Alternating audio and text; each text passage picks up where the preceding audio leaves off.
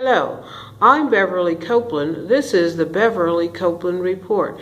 Today is Sunday, April the 17th, 2016. I have a lot to talk about.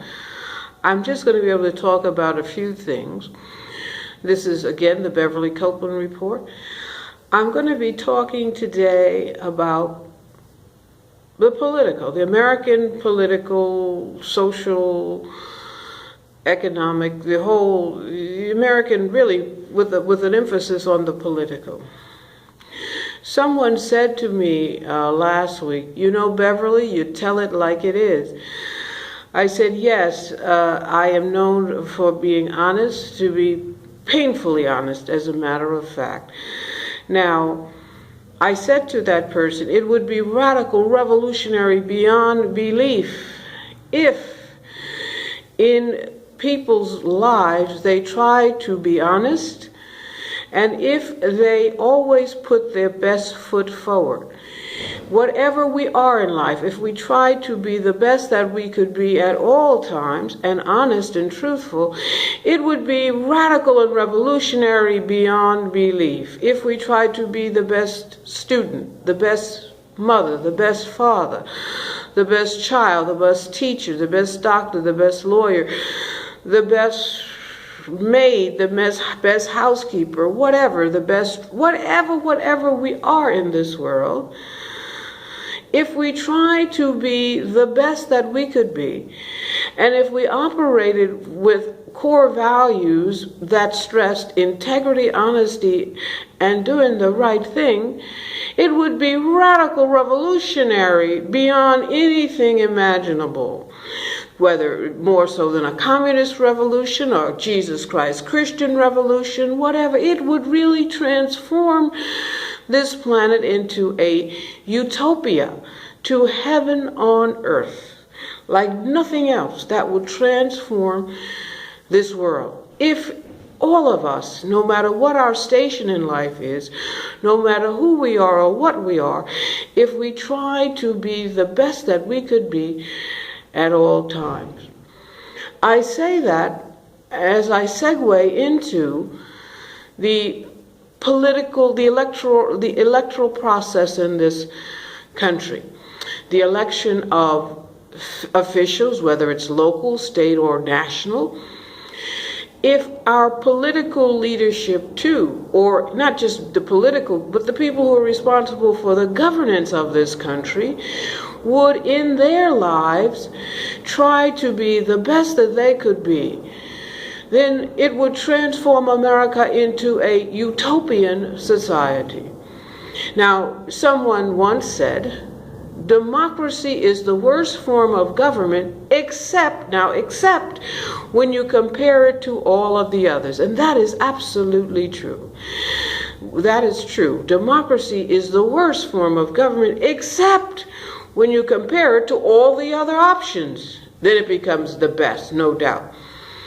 So one of the ways that this American democracy works is that you are able to express your choice by supporting candidates for office, politicians, so you can contribute to their campaigns. Now, several years ago, I discussed the problem, and one of the leading candidates who really could be a Moses for his people if he were elected, and if he did in fact straighten up all these problems, he would be a Moses. It would offer redemption not only for America, but for his people as well.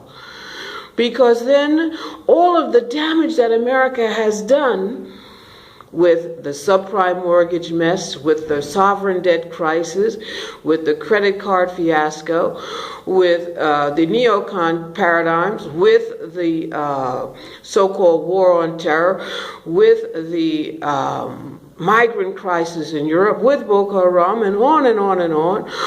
If this person, or if these politicians, several of them are saying the same thing, some more than others, it would be radical and revolutionary, and it would offer the United States the opportunity to find redemption by reversing all the damage it has caused in this country and around the world. So one of the things that they discuss it in varying degrees, they discuss these themes, how they would reverse this damage. But it is true that Wall Street, for example, I'll give the example of Wall Street. They all talk about it in varying degrees. Wall Street, what should be done? Some more than others. But it is absolutely the truth that Wall Street exerts a disproportionate impact on policy, right?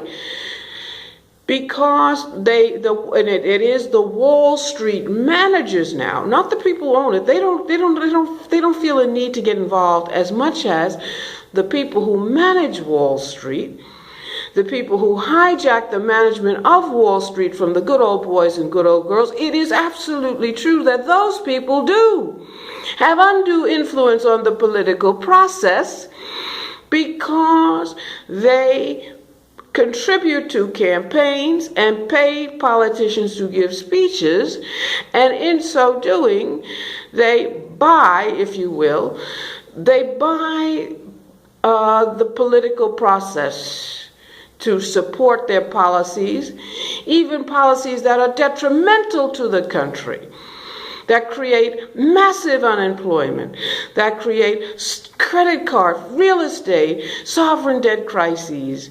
Yes, it is true. And they are not that many of them, but their impact on the politics of this country is disproportionate to their small numbers. So, as you know, getting back to that saying, democracy is the worst form of government except for all the others.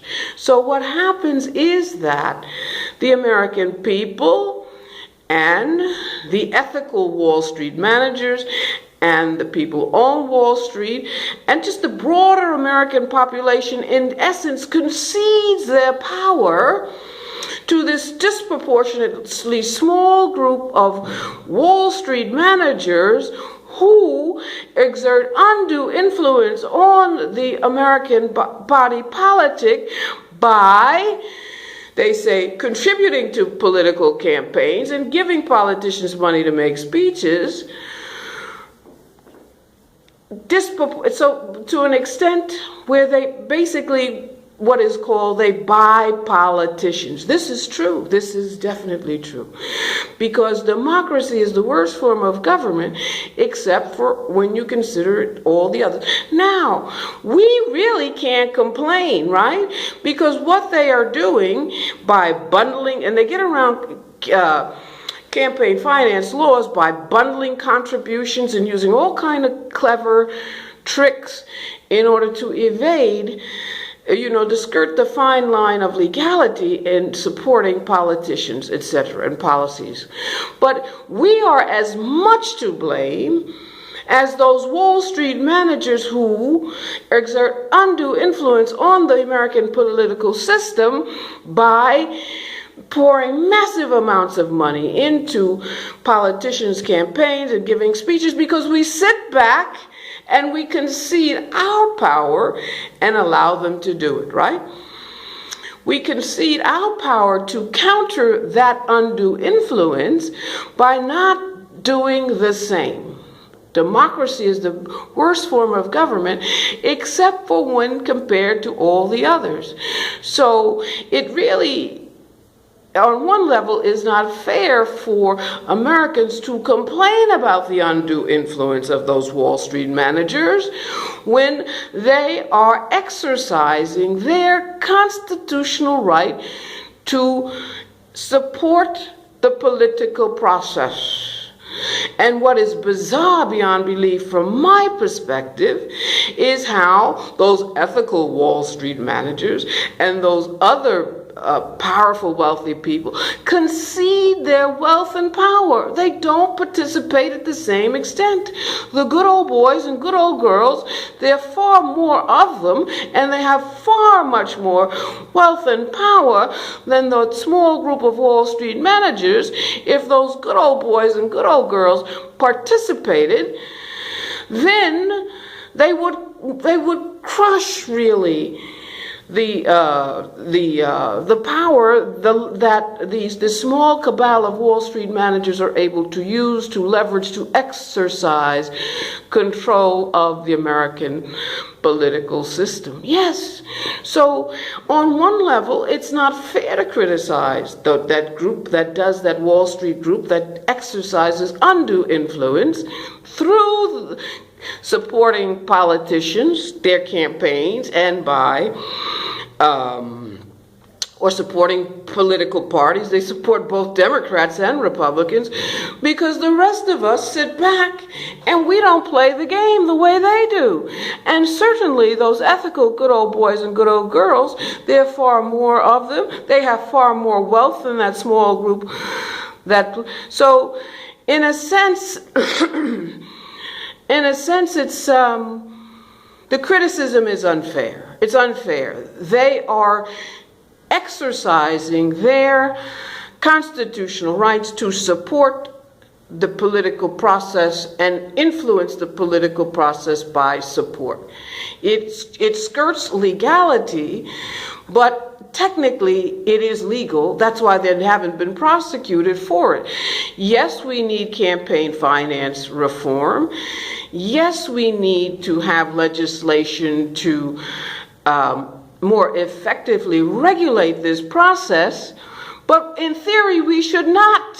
We should not, but we do, because it has wreaked havoc on the policies of the United States government, and it has wreaked havoc on our friends and allies around the world, because America is the ultimate superpower, and through the political process, the small cabal of Wall Street managers have been able to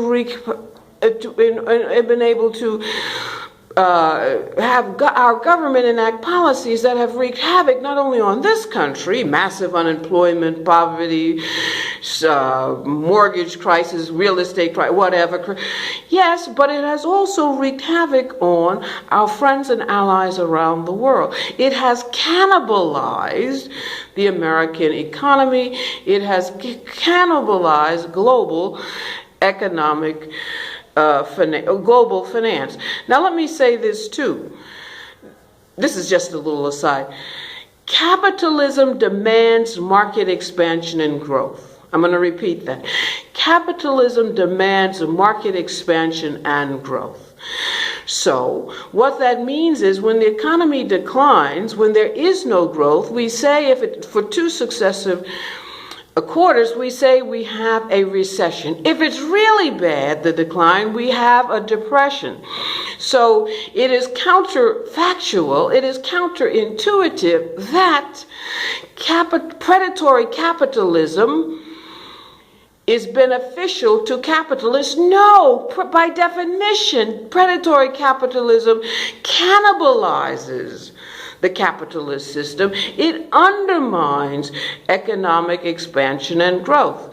So these policies like the sovereign debt crisis, the mortgage fiasco, all of these economic predatory capitalistic policies are anti-capitalistic.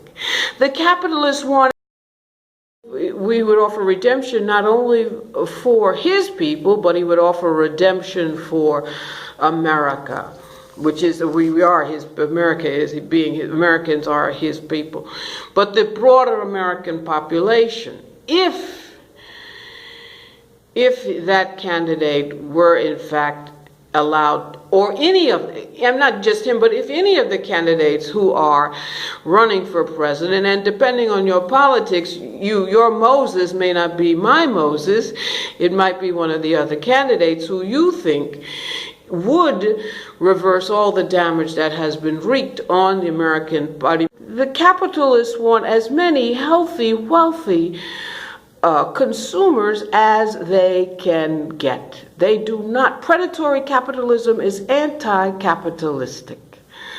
So that's just an aside. So yet this disproportionate small group of Wall Street managers has been able to exert undue influence on the political process and have the government support and promote predatory capitalism because they participate in the political system disproportionate to their numbers and wealth and power. And the rest of us concede our ability to counter that those predatory capitalistic policies by not participating in the political system. That is precisely what has happened. So the thing to do is to participate. Now, I say that as someone, I don't vote. I'm not voting in these elections, but I am a senior citizen. I don't have any children, any grandchildren. I don't have a spouse, a partner, anything like that. So, and I'm a senior citizen, at the end of my life.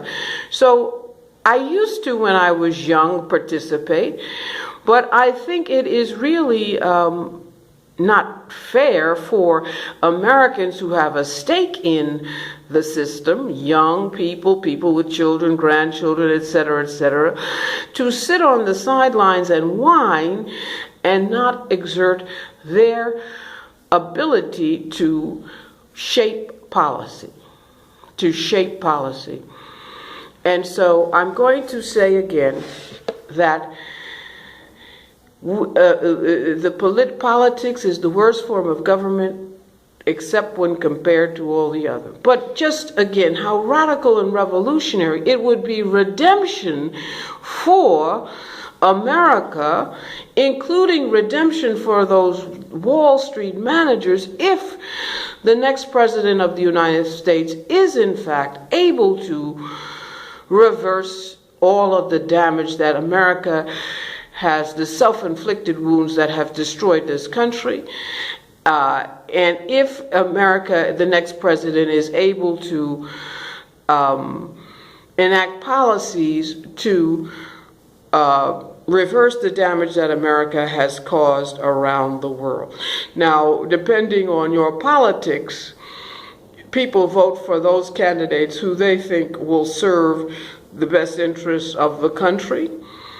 So it's a question of who you think is the most qualified, who do you think has the record of supporting the policies that are in sync with your beliefs, your value systems, what you think should be done to reverse all of this damage that has been wreaked on this country. That is a personal decision. Now, some say that they are going to do these things, that they are going to correct the imbalances in the electoral process that has led to this small group of Wall Street managers exerting undue influence on the American political system. They say that in varying degrees. Some say they are going to reverse the damage that the adoption of the neocon paradigm has caused on the American body politic. Some say they are. So it all depends on. So again, this is the Beverly Copeland Report continuing. This is Sunday, April the 17th, 2016. Sunday, April the 16th, 2016. I'm continuing. It would be radical and revolutionary beyond belief if in our daily lives we all tried to put our best foot forward. If we kept it real, if we told the truth, if whatever we are in this world, we try to be the best at it, it would be radical and revolutionary beyond belief. If we tried to be the best daughter, the best son, the best mother, the best father, the best teacher, the best preacher, the best cook, the best nanny, the best housekeeper, the best lawyer, the best whatever, the best, engineer, the best conductor on the subway, the best streets, whatever we are in life, it would be radical and revolutionary beyond belief. We would, in fact, have heaven on earth. We would, in fact, have heaven on earth.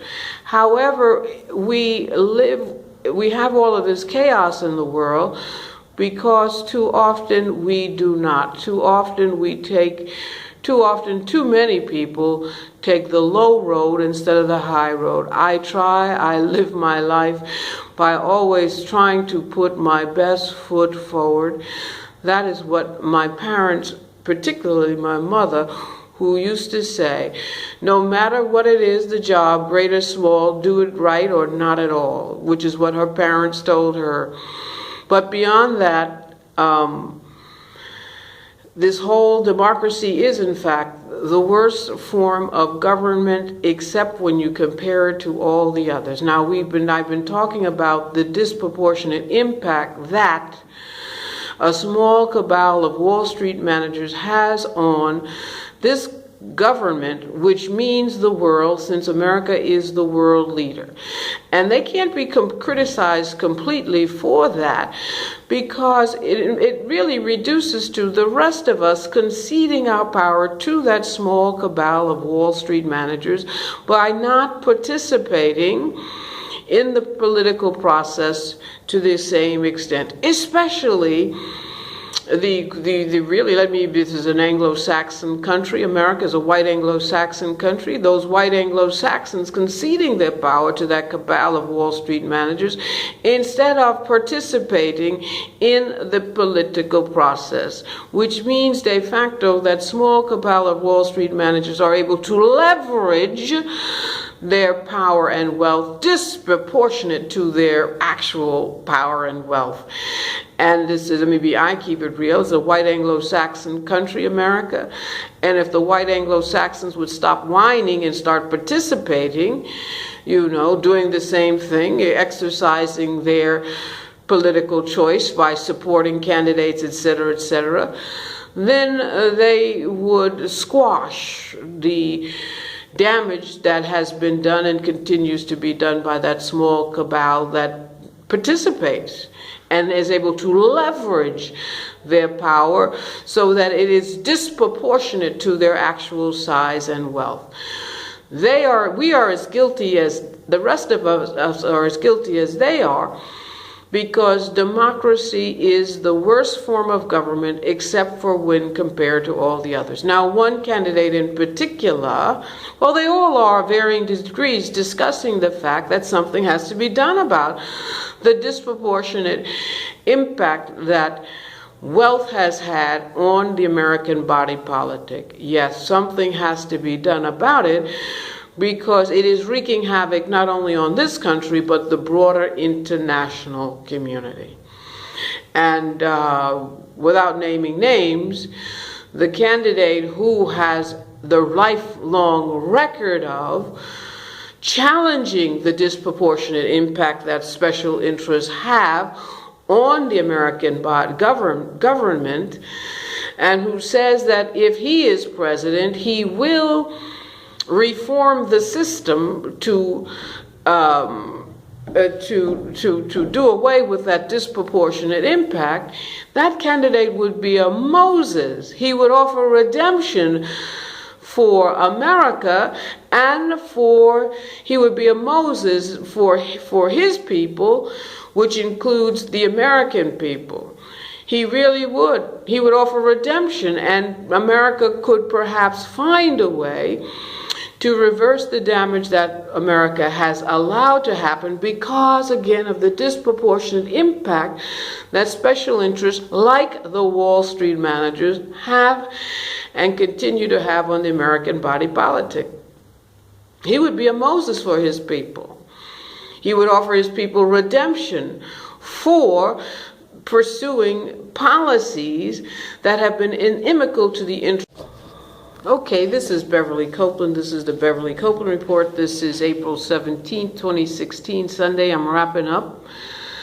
So, yes, it would be, again, radical and revolutionary beyond belief. This is Beverly Copeland, the Beverly Copeland Report. If in our lives we tried the best that we could be.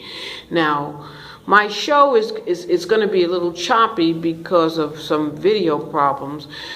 In terms of the segments, I'm going to have to thread together different segments. I'm having little technical problems.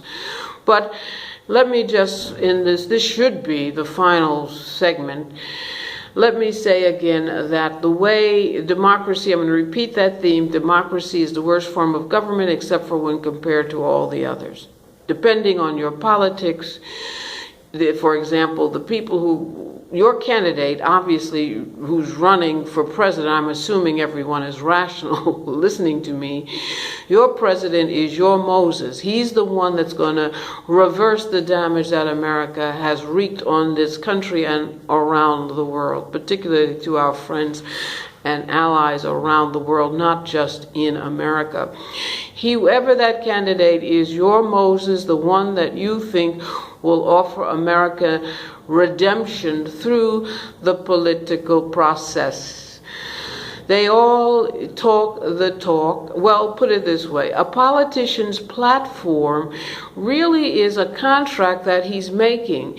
If you vote for him or her, their platform is what they are supposed to enact if they become elected.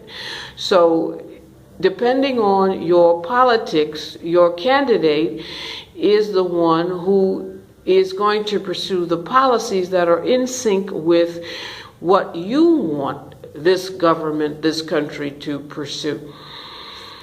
So it really, as a matter of fact, is a violation of, it can be viewed as a violation of the social contract for a politician to run on a platform, get elected, and for whatever reason, whatever fancy reason, which reduces to an excuse, does not fulfill his contractual obligation to the American people or to any electorate, who does not enact his platform, what he has convinced people they should elect that person for.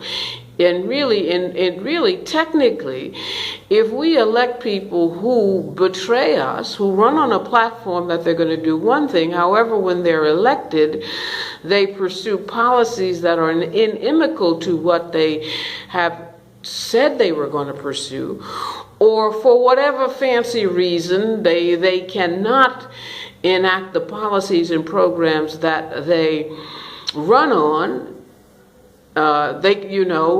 then they really should resign. Certainly they should not seek re-election. I'm going to repeat that.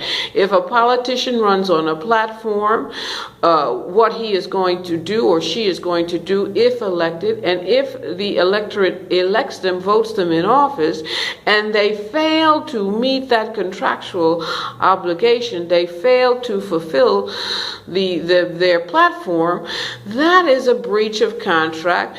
The politician should resign and certainly should not run for re-election. Politicians always have fancy excuses like, oh, the Republicans wouldn't let me, or oh, the Democrats wouldn't let me. That's not good enough.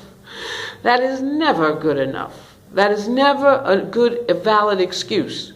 Again, when a politician runs on a platform, it is their contractual obligation to fulfill that platform. If they fail to fulfill that platform, in my opinion, it's a violation of the social contract. They should resign, and certainly they should not run for re-election.